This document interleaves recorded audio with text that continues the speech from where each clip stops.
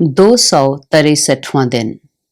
नए अहदनामा में से आज की तलावत गिलितियों के नाम पौलुस रसूल का खत, उसका 5वां बाब, 7वीं आयत से लेकर 26वीं आयत तक।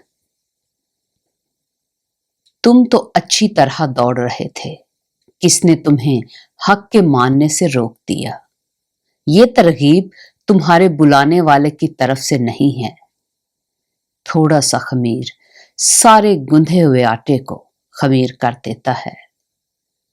मुझे खुदावंद में तुम पर यह भरोसा है कि तुम और तरह का ख्याल ना करोगे, लेकिन जो तुम्हें घबरा देता है वो खा कोई हो सजा पाएगा।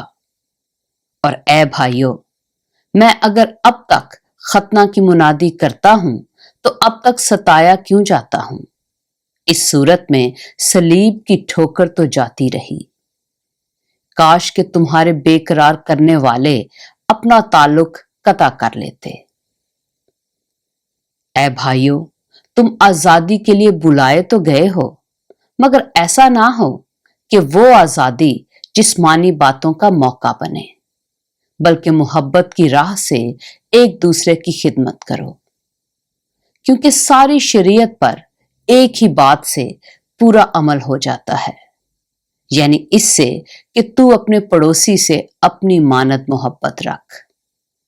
लेकिन अगर तुम एक दूसरे को काटते और फाड़े खाते हो तो खबरदार रहना कि एक दूसरे का सत्यानाश ना कर दो। मगर मैं ये कहता हूं कि रूह के मुआफिक चलो तो जिस्म की ख्वाहिश को हरगिज पूरा ना करोगे, क्योंकि जिस्म रूह के खिलाफ ख्वाहिश करता है और रूह जिस्म के खिलाफ, और ये एक दूसरे के मुखालिफ हैं, ताकि जो तुम चाहते हो वो ना करो।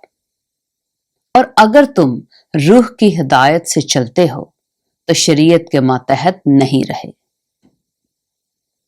अब जिस्म के काम तो जाहिर हैं, यानी हरामकारी, नापाकी, शहवत परस्ती, बुत परस्ती, जादूगरी, अदावतें, झगड़ा, हसद, गुस्सा, तफरके, जुदाइयां, बिद्दतें, बुग़्ज़, नशाबाजी, नाच रंग और इनकी मानद।